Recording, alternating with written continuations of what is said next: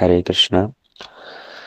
तो हम लोग प्रत्येक दिन की भांति आज पुनः एकत्रित हुए हैं भगवान के नाम से अपने दिन को आरंभ करके, और उसके बाद भगवान की ही तिथि माधव तिथि, इस एकादशी तिथि के ऊपर भगवान की ही मुख निसृत वाणी भगवद गीता को श्रवण करने के लिए।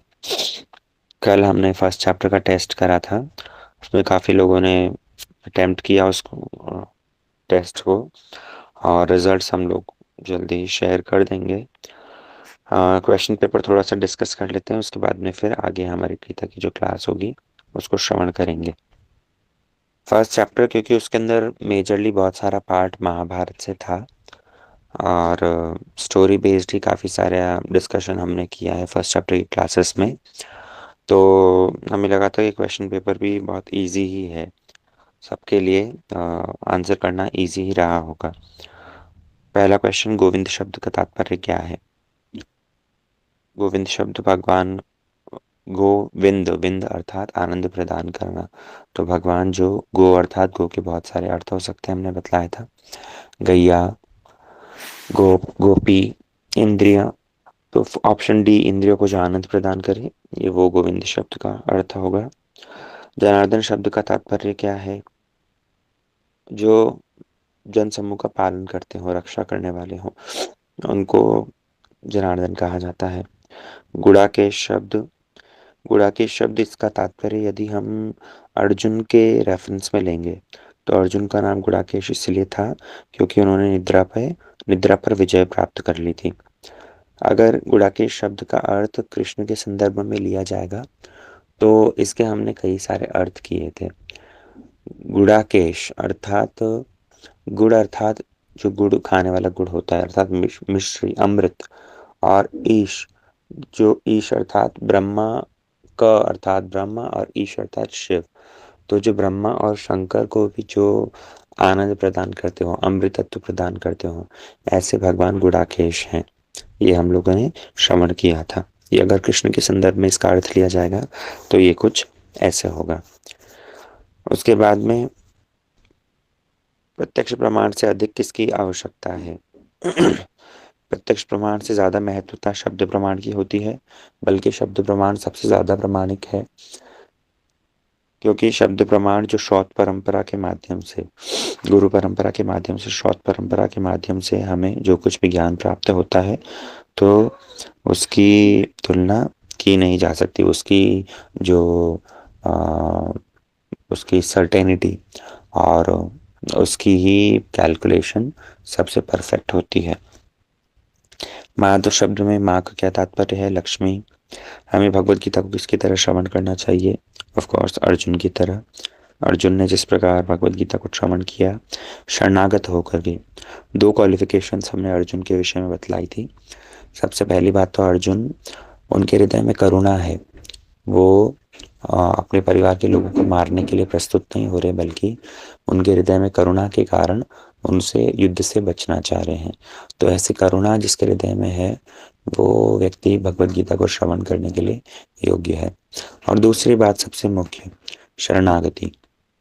अर्जुन जिस प्रकार कृष्ण के चरणों में शरणागत होकर के भगवत गीता को श्रवण किए हैं, वैसे शरणागति से ही भगवत गीता को समझा जा सकता है।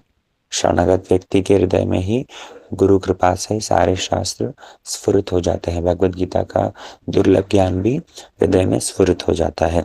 नायमात्मा प्रवचनेन लभ्यो न मेधया न बहुना श्रुतेन यमे वेश वृणुते तेन लभ्य तस्यैषात्मा विवृणुते तनुं स्वाम। तो भगवान स्वयं ऐसे शरणागत व्यक्ति का चयन करके और उस हृदय में गुरु के कृपा के माध्यम से सारे शास्त्र ज्ञान को स्फुरित करवा देते हैं। उसके बाद में अर्जुन को परिवारजनों को मारने से पाप का भय था। ऑब्वियसली अर्जुन को ये भय था कि मैं अपने परिवार के लोगों को मारूंगा तो मुझे पाप लगेगा, इस कारण से वो युद्ध नहीं करना चाह रहे थे। ये भी एक उनके कारणों में से था, है ना। अर्जुन को युद्ध नहीं करने से वो तो उन्होंने 4 कारण दिए थे, उनमें से एक कारण ये भी था कि मुझे पाप लगेगा, है ना। पहला कारण था उनका करुणा। दूसरा कारण कि मैं यदि युद्ध कर भी दूं और राज्य प्राप्त होगा तो मैं उस राज्य का भोग कर नहीं पाऊंगा, क्योंकि रक्त से सना हुआ राज्य और अपने परिवार के लोग जिनके साथ में अपनी खुशी को बांट नहीं पाऊंगा, तो मैं कैसे भोग करूंगा। तीसरा कारण वहां पर बतलाया था, यही पाप, कि मैं अपने ही परिवार के लोगों को मारूंगा, तो इससे बड़ा पाप और क्या हो सकता है। और चौथा कारण कि कुल का नाश होता, कुल का नाश होने के फलस्वरूप हमारे पितृ लोग, उनकी दुर्गति होगी, और सब वो डिटेल में हमने डिस्कस किया था। आठवां प्रश्न है, निष्ठा से पूर्व की अवस्था में साधक की स्थिति को क्या कहलाती है। अनिष्टता भजन क्रिया, सिंपल है। श्रीमद् भगवद गीता का अन्य नाम क्या है, गीतोपनिषद। श्रीमद् भगवद गीता किस ग्रंथ का अंश है, ये प्रश्न भी स्पष्ट है। कौरवों की सेना के सेनापति के रूप में द्रोणाचार्य कितने दिन तक रहे थे। तो कौरवों की सेना में 4 सेनापति नियुक्त हुए थे, हमने बतलाया था ये बात। सबसे पहले भीष्म पितामह, वे सेनापति थे, और 10 दिनों तक उन्होंने युद्ध में सेनापति का भार संभाला। भीष्म पितामह 10वें दिन जब उनको धराशायी कर दिया था, अर्जुन ने उनको बाणों की शैया पर लेटा दिया, तो उसके बाद में द्रोणाचार्य जी बने। द्रोणाचार्य जी जब सेनापति बने तो उन्होंने 5 दिनों तक ये भार संभाला, और 5 दिनों के बाद में फिर कर्ण सेनापति बने। तो टोटल 18 दिन का युद्ध था। 10 दिन तक भीष्म पितामह, 5 दिन तक द्रोणाचार्य, फिर 2 दिन तक कर्ण, और फिर 1 दिन के लिए शैल्य, या हाँ इस तरह से वहां पर युद्ध के अंदर द्रोणा सेनापति का भार संभाला गया था। अगला क्वेश्चन, युद्ध के नामों को मिलाना है, उसके विषय में तो पूरा भगवद गीता का श्लोक स्पष्ट है। आप लोग को ये युद्ध के जो शंख के नाम है योद्धाओं के, वो मिलाने के लिए कहा है, तो वो तो स्पष्ट है ही। भीम का दूसरा नाम क्या है, क्योंकि वृकोदर, क्योंकि उनके पेट में जो जठराग्नि है वो बड़ी प्रबल थी, इस कारण से उनका नाम वृकोदर है। बाकी धनंजय, पार्थ, यद्यपि कौन्तेय नाम भी जस्टिफाई हो सकता है, लेकिन यहाँ जिस संदर्भ में पूछा गया है तो वृकोदर नाम ही स्पष्ट है। युद्ध से पहले दुर्योधन को किसकी राजनीति पर संशय था। ये प्रश्न पूछने का उद्देश्य ये था कि जैसे युद्ध से पहले दुर्योधन ने जिस तरह के वचन, जब धृतराष्ट्र से ने पूछा है कि किम अकुर्वत संजय, कि मेरे पुत्र ने जाकर के क्या किया, तो उस समय पर दुर्योधन द्वारा कहे गए जितने सारे श्लोक हैं उनके माध्यम से उसको द्रोणाचार्य और भीष्म पितामह, इन 2 व्यक्तियों की लॉयल्टी पर संशय था। कारण क्योंकि इनका पंच पांडवों के प्रति, अर्जुन के प्रति सॉफ्ट कॉर्नर था, तो इस कारण से उन्होंने ये सारी बातें पूछी है। तो ये प्रश्न उसी बात को लक्ष्य कर रहा है। पांडवों और कौरवों के गुरु कौन थे, स्पष्ट है। दुर्योधन ने कर्ण को कौन सा राज्य दिया था, अंग देश का राज्य दिया था। गीता के प्रथम अध्याय का नाम क्या है, इसके अंदर सैन्य निरीक्षण योग भी नाम दिया गया है, और कुछ शास्त्रकारों द्वारा अर्जुन विषाद योग भी कहा गया है। तो ये ऑप्शन डी जो है, ए और सी, ये इसका करेक्ट आंसर होगा। सांख्य योग जो है, सांख्य योग 2nd चैप्टर का नाम है, इसका ऑप्शन ये नहीं है। फिर 19वां प्रश्न, शास्त्रकारों ने गीता को कौन सा शास्त्र कहा गया है, योग शास्त्र कहा गया है। पांडवों की सेना के सेनापति कौन थे, धृष्टद्युम्न, जो कि द्रौपदी के भाई हैं, वे पांडवों की सेना से सेनापति थे। कौरवों द्वारा दुर्योधन को कहाँ बंदी करना बनाया गया था, ये काम्य वन के अंतर्गत घटना हुई थी। अज्ञातवास में अर्जुन का नाम क्या था, स्पष्ट है। धृतराष्ट्र शब्द का अर्थ क्या होता है, धृत राष्ट्र, धृत मतलब धारण करना, पकड़ करके रखना, तो ऑप्शन बी, जो राष्ट्र को धारण करके रखे, यही करेक्ट आंसर है। अर्जुन का रथ किस देवता ने दिया था, अग्नि देवता द्वारा दिया गया था। वर्ण संकर शब्द किसे कहते हैं, वर्ण संकर का अर्थ होता है जो संकुचित चेतना वाला जीव हो, है ना, लोअर कॉन्शियसनेस में जिसने जन्म लिया हो, ऐसे व्यक्ति वर्णशंकर कहलाता है। धृतराष्ट्र का गुप्त प्रश्न क्या था कि धर्म क्षेत्र का मेरे पुत्रों पर क्या प्रभाव पड़ा। माम का शब्द का तात्पर्य क्या है। सब समान है, पांडवों से प्रेम, पुत्रों से मोह व पांडवों से भेद। Option C. मुकुंद शब्द का अर्थ क्या है, जो मुक्ति देने वाले भगवान हो। और मुकुंद शब्द का और एक अर्थ होता है जिनकी हंसी कुंद पुष्प के समान हो। भगवान कृष्ण, उनकी हंसी क्योंकि बड़ी सुंदर है, कुंद पुष्प के समान है, इसलिए उनको मुकुंद कहा गया है। परशुराम जी ने कितनी बार पृथ्वी को क्षत्रिय से विहीन किया। 21 बार। कुल के दूषित होने से किसकी उत्पत्ति होती है। वर्णशंकर की। अर्जुन के भीतर जो विकार प्रकट हुआ है वह किसका लक्षण है। क्रोध, मोह, करुणा। वह करुणा के कारण ही उनके हृदय में ये विकार उत्पन्न हुआ था।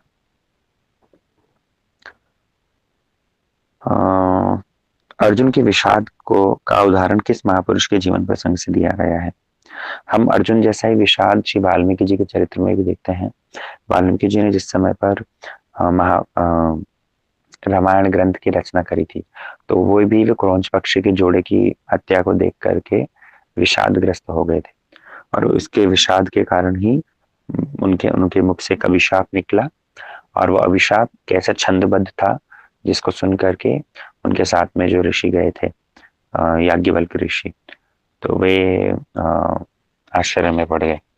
और फिर बाद में उन्होंने ही, नारद जी ने आकर के उनको प्रेरणा प्रदान करी थी, जिसके फलस्वरूप रामायण ग्रंथ की रचना हुई है। उसके बाद में श्री वेदव्यास जी भगवान के कौन से अवतार हैं। शक्त्यावेश अवतार हैं। महाभारत का युद्ध किस स्थान पर हुआ था। कुरुक्षेत्र में। श्रीमद् भगवद गीता का प्रथम और अंतिम शब्द क्या है। हमने श्लोक बतलाया था। प्रथम शब्द धर्म क्षेत्र कुरुक्षेत्र संवेता युत्सव, और अंतिम श्लोक ध्रुव गति मम, तो मम धर्म, धर्म और मम ये दो शब्द। ऑप्शन बी करेक्ट आंसर है। कुरु महाराज ने इंद्र से कौन सा वरदान मांगा था। जिस समय कुरु महाराज कुरुक्षेत्र की भूमि पर हल चला रहे थे, तो इंद्र बार बार आकर के उनको मना करता था।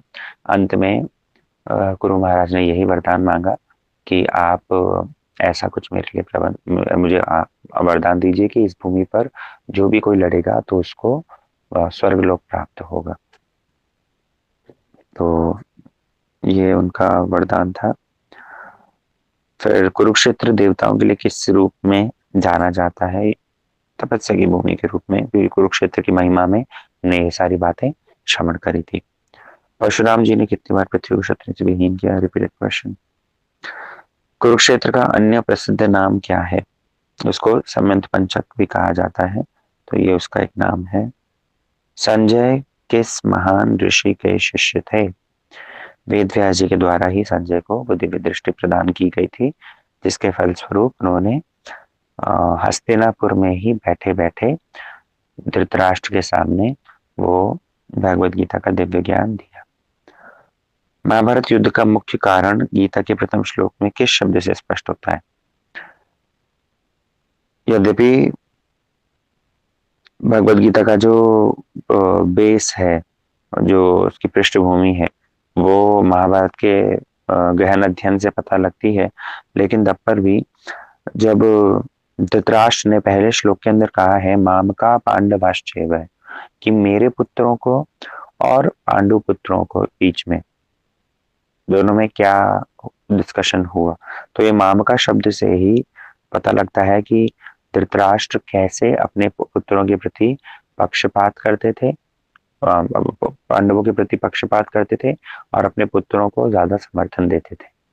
तो ये माम का शब्द से उस चीज का हमको अंदाजा लगता है। गीता में क्षेत्र शब्द का अभिप्राय क्या है।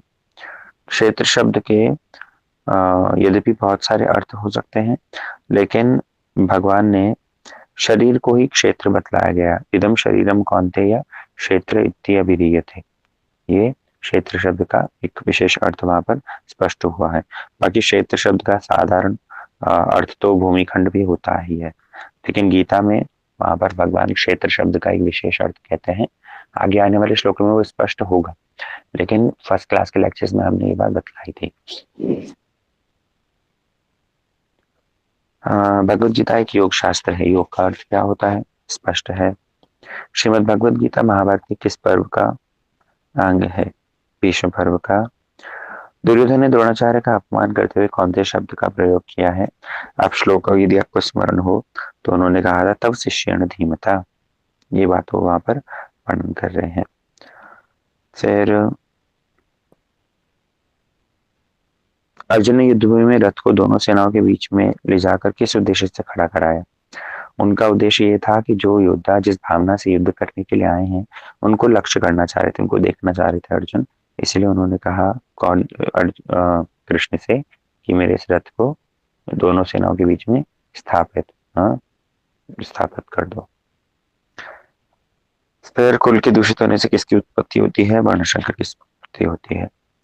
तो ये हमारे टेस्ट के क्वेश्चन थे जिसके अंदर हम लोगों ने, बहुत ही सिंपल है यद्यपि, और जो लोग क्लासेस को सुने हैं या फिर जो लोग महाभारत भी थोड़ा बहुत देखे हैं ध्यान से, तो वो इस टेस्ट को अटेम्प्ट करने में मुझे नहीं लगता उनको कोई दिक्कत होगी।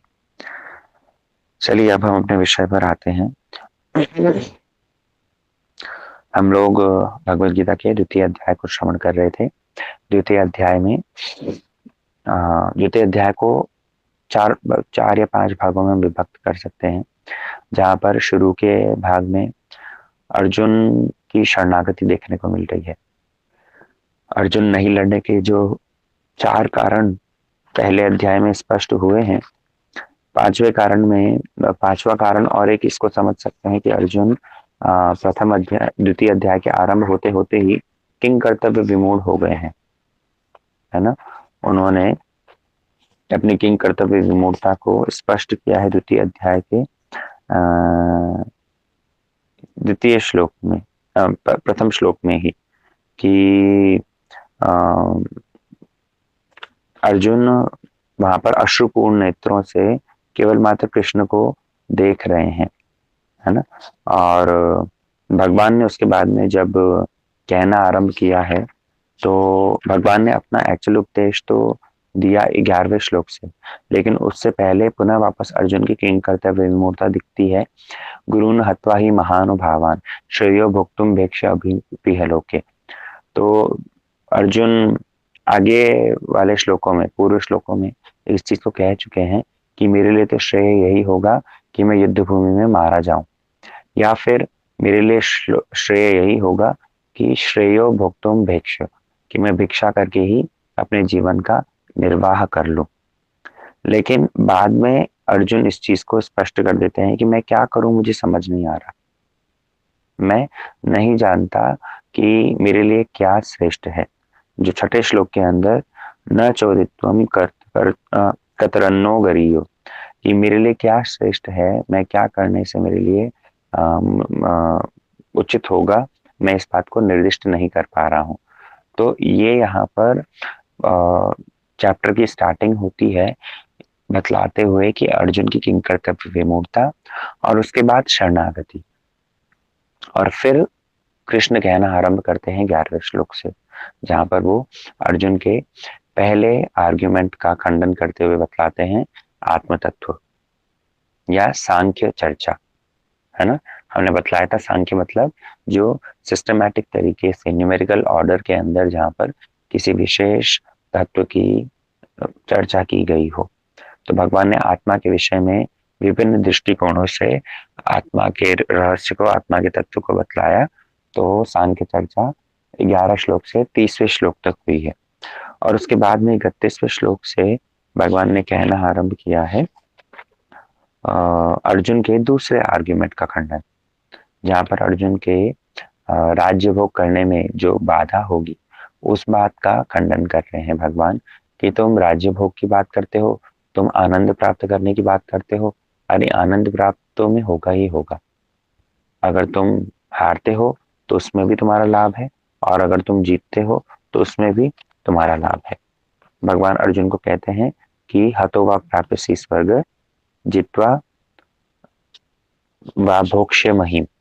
अगर तुम जीतोगे तो, अगर हारोगे तो तुम्हें स्वर्ग प्राप्त होगा, और जीतोगे तो तुम्हें विराट राज्य प्राप्त होगा, बल्कि अगर तुम नहीं लड़ते हो तो उसके फलस्वरूप तुमको नरक की प्राप्ति होगी। भगवान ने इस बात को भी अर्जुन को कह दिया था कि ततः तथा स्वधर्मम कीर्तिम च हित्वा पापम वापस्यसि, कि तुम्हारा स्वर्ग और तुम्हारा अकीर्ति, ये दोनों ही चले जाएंगे अगर तुम युद्ध नहीं करते हो, यदि संग्रामम न करिष्यसि, है ना। भगवान ने ये बात स्पष्ट करी थी। बाद में भगवान ने अर्जुन को श्लोक संख्या 38 से पूरा एक नई बात कहना आरंभ कर देते हैं। अब तक तो इससे पहले भगवान स्वर्ग लोक के भोग करोगे, तुम्हें आनंद प्राप्त होगा, ये सारी बातों को कह रहे थे, लेकिन श्लोक संख्या 38 से ही भगवान ने अर्जुन को सम रहने का उपदेश दिया।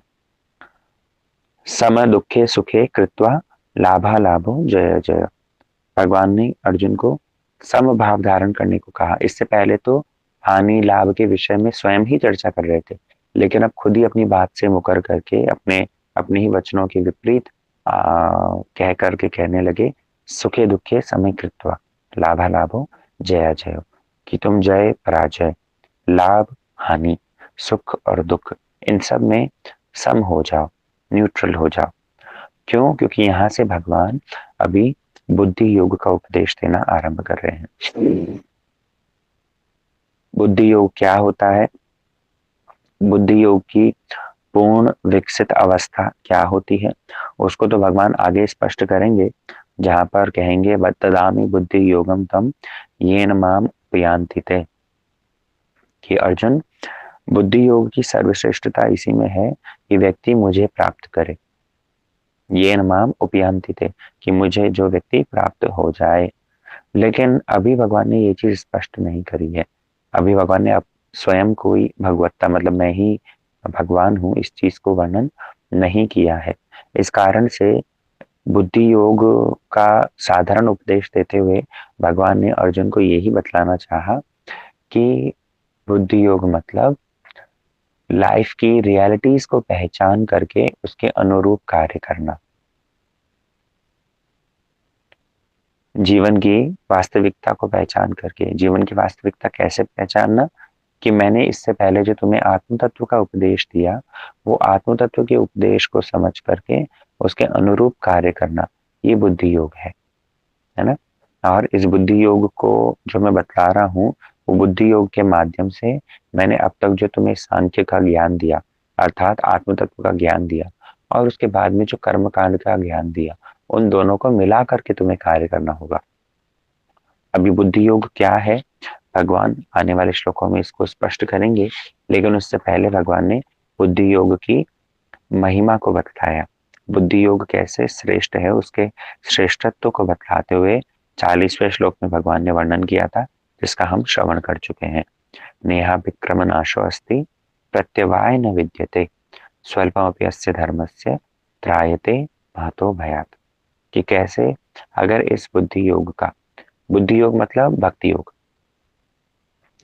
बुद्धि योग की पूर्ण विकसित अवस्था ये भक्ति योग ही है।